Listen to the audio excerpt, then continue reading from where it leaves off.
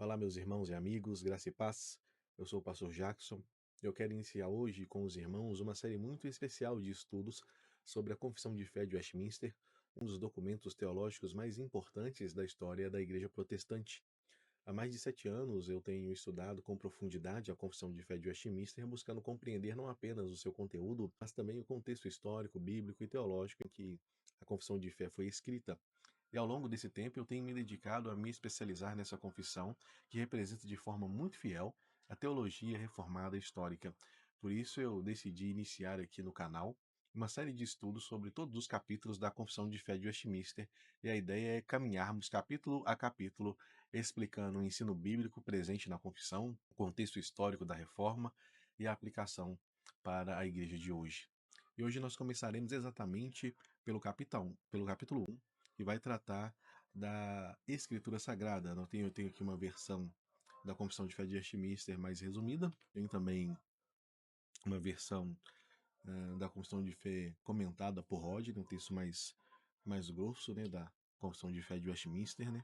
E hoje nós vamos falar da mais bela escritura, que é a Palavra de Deus, a qual é o primeiro capítulo da nossa Confissão de Fé de Westminster, a qual nós prescrevemos. Se nós queremos saber quem é Deus, se queremos entender quem é Cristo, se queremos compreender o plano da salvação, nós precisamos, meus irmãos, então, fazer como a Confissão de Fé de Westminster, começar pela Bíblia, pois a Confissão de Fé de Westminster começa afirmando a autoridade, a necessidade e a suficiência da Escritura. E o que diz o primeiro parágrafo da Confissão?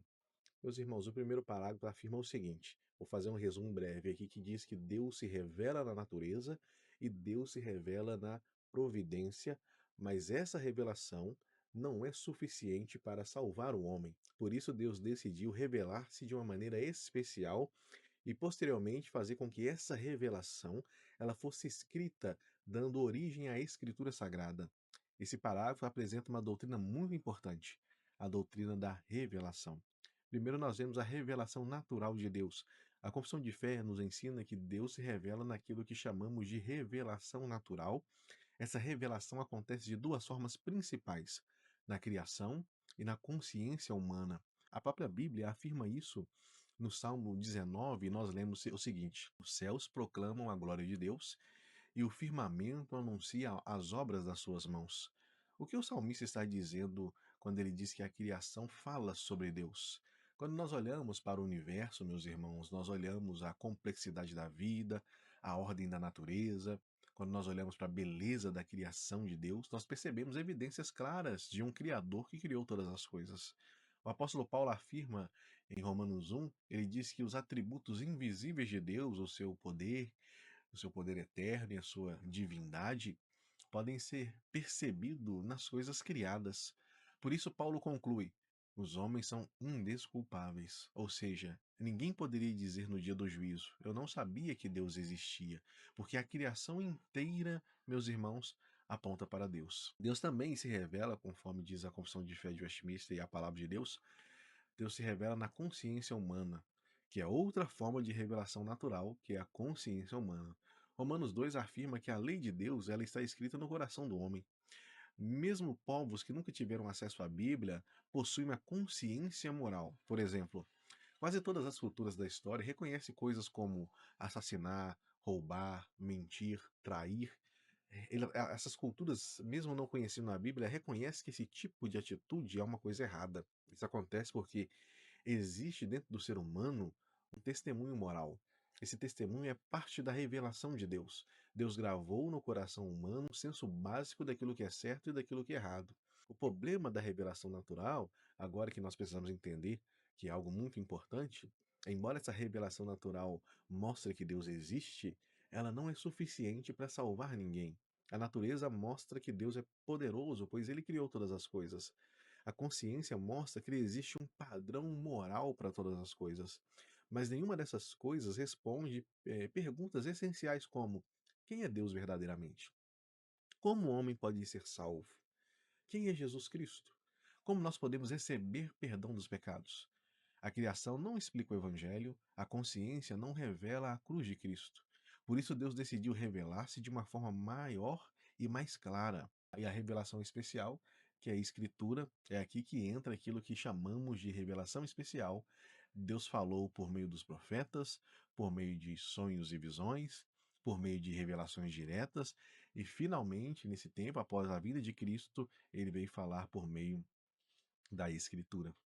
Ao longo dos séculos, Deus inspirou homens para registrar sua revelação, e o resultado disso é a Bíblia.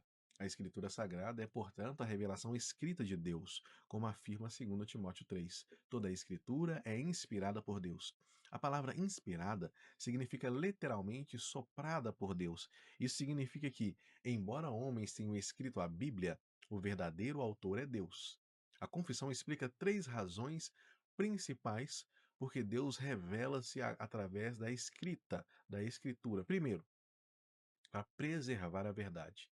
Se a revelação fosse transmitida apenas oralmente, ela poderia ser corrompida com o tempo, mas ao ser escrita, a verdade ela foi preservada para nós. Segundo, propagar a verdade. A escritura permitiu que a mensagem de Deus fosse levada a todas as gerações. Hoje nós temos a Bíblia traduzida em centenas de idiomas, meus irmãos. E terceiro, porque Deus ele resolveu escrever e deixar a sua palavra registrada é para proteger a igreja. A palavra de Deus protege a igreja contra erros, contra heresias, contra enganos de Satanás, contra a corrupção do coração humano. A Bíblia é o padrão que julga todas as coisas.